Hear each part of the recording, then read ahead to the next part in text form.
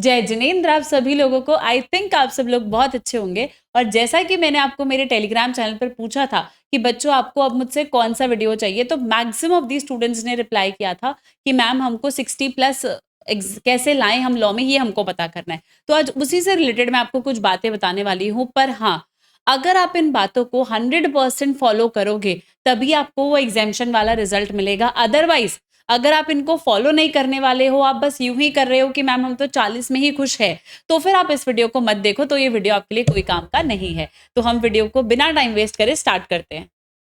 तो देखो बच्चों, जब हम एग्जामिशन की बात कर रहे हैं ना लॉ में, कि लॉ में एग्जामिशन कैसे लाई जाए, तो सबसे पहली चीज आपको ध्यान रखनी है कि आप जब भी लॉ को पढ़ रहे हो, आप जनवरी 26 का एग्जाम दे रहे हो चाहे आप मई 26 का एग्जाम दे रहे हो, तो आपको ये चीज ध्यान रखनी है कि आपका लॉ पढ़ते वक्त एक माइंड जो सेट जो है वो ऐसा होना चाहिए, क्वेश्चनिंग माइंड सेट होना चाहिए। मतलब आपके दिमाग में ये आना चाहिए कि अगर कोई भी सेक्शन आया है तो वो क्यों आया होगा, ये आपको पता होना चाहिए। आपका फोकस प्रॉब्लम सॉल्विंग की तरफ होना चाहिए। आपको क्वेश्चनिंग माइंड के लिए आपको सोचना पड़ेगा, एनालाइज करना पड़ेगा। ये ज्यादा इंपॉर्टेंट है रादर देन कि आप ये याद करो कि सेक्शन नंबर क्या था। सेक्शन नंबर और उसका हेडिंग अगर नहीं भी याद होगा तो भी चलेगा। आपके लिए मेन इंपॉर्टेंट क्या है कि आपको क्या पता होना चाहिए कि कोई सेक्शन अगर गवर्नमेंट लाई है तो क्यों लाई है। उसका कोई तो रीजन होगा ना जिसकी वजह से गवर्नमेंट वो सेक्शन लेके आई है। तो उससे आपके कहीं ना कहीं लॉ में जो आंसर राइटिंग स्किल है, जो एनालिसिस वाला पार्ट है, वो आपका बहुत अच्छा हो जाएगा। सेकेंड, जब भी आप आंसर लिखते हो तो आपके आंसर का एक प्रॉपर स्ट्रक्चरिंग होना चाहिए। मतलब जब आप आंसर लिख रहे हो तो ऐसा नहीं कि आपने आंसर को कैसे भी स्टार्ट कर दिया। सबसे पहला जो आपका आंसर है वो स्टार्ट होना चाहिए कि लॉ में क्या लिखा है, लॉ के क्या प्रोविजंस है। उसके बाद आप जब लॉ के प्रोविजंस लिख देते हो तो फिर आपको नेक्स्ट चीज पे जाना होता है, विच इज लॉ का एनालिसिस। जो भी आपको केस स्टडी दी है उसको आपको एनालाइज करना है। मतलब उसको आपको प्रोविजन के साथ रिलेट करके बताना है कि प्रोविजन के साथ रिलेट करके अगर आप लिखोगे तो एनालिसिस क्या बनेगा।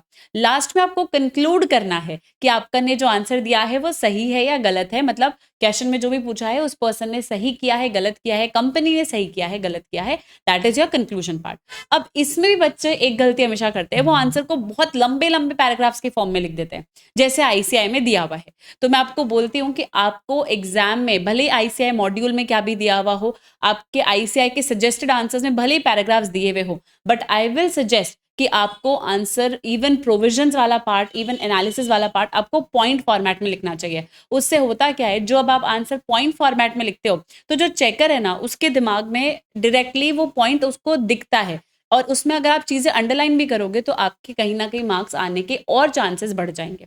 तो ये चीज आपको ध्यान रखनी है। आपको पैराग्राफ में लिखोगे तो हो सकता है कुछ चीजें जो है चेकर रीड ना करे और वो डायरेक्टली आपके आंसर को स्किप कर दे।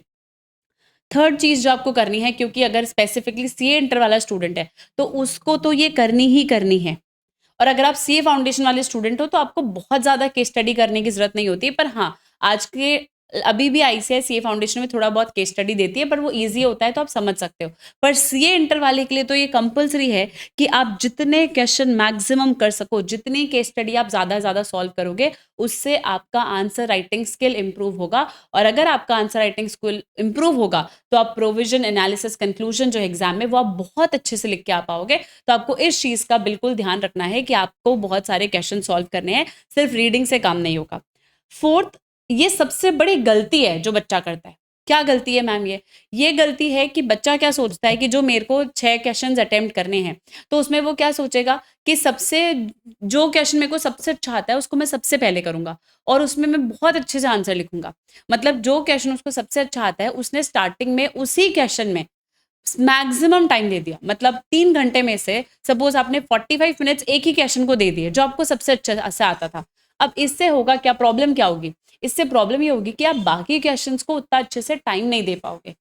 ये बात सही है कि जो क्वेश्चन आपको सबसे पहले आता है, सबसे अच्छे से आता है, वो आप पहले कर रहे हो, पर आपको उसी को सबसे ज्यादा टाइम देना है ऐसा नहीं है। आपको टाइम इक्वली डिवोट करना है सो दैट आप एग्जाम में आपका जो लॉ का पेपर है वो अटेम्प्ट पूरा कर पाओ। क्योंकि अगर आप अटेम्प्ट पूरा नहीं करके आ पाओगे, अगर आपने 100 मार्क्स का पेपर अटेम्प्ट नहीं किया, तो सपोज आप कहते हो कि मैम हम तो सिर्फ 70 मार्क्स का ही बहुत अच्छे से लिख के आए, तो 70 में से अगर मैं आपका 70% एक्यूरेसी भी मानूं कि आपने 70 मार्क्स का अटेम्प्ट किया और आपके 70% का एक्यूरेसी है, तो भी आप 49 ही स्कोर कर पा रहे हो।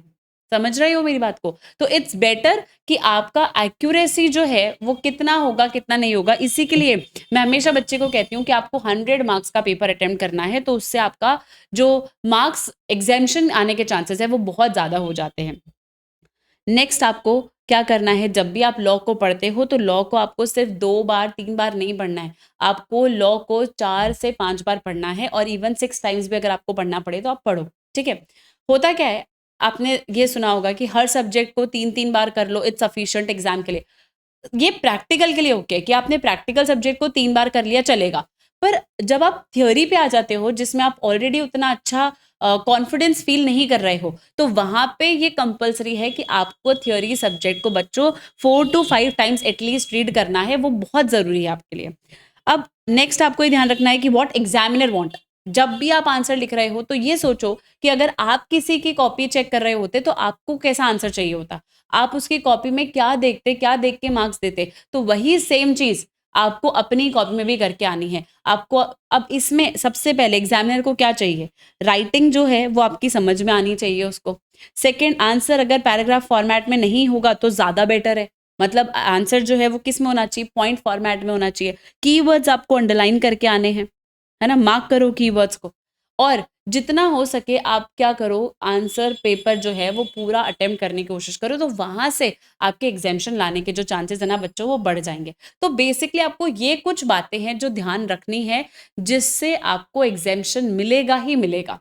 एंड मतलब जिस हिसाब से आपने टेलीग्राम पर मुझे रिस्पॉन्स किया, मुझे लगता है कि आप सारे बच्चे डेडिकेटेडली लॉ में एग्ज़ैम्शन स्कोर करना चाहते हो।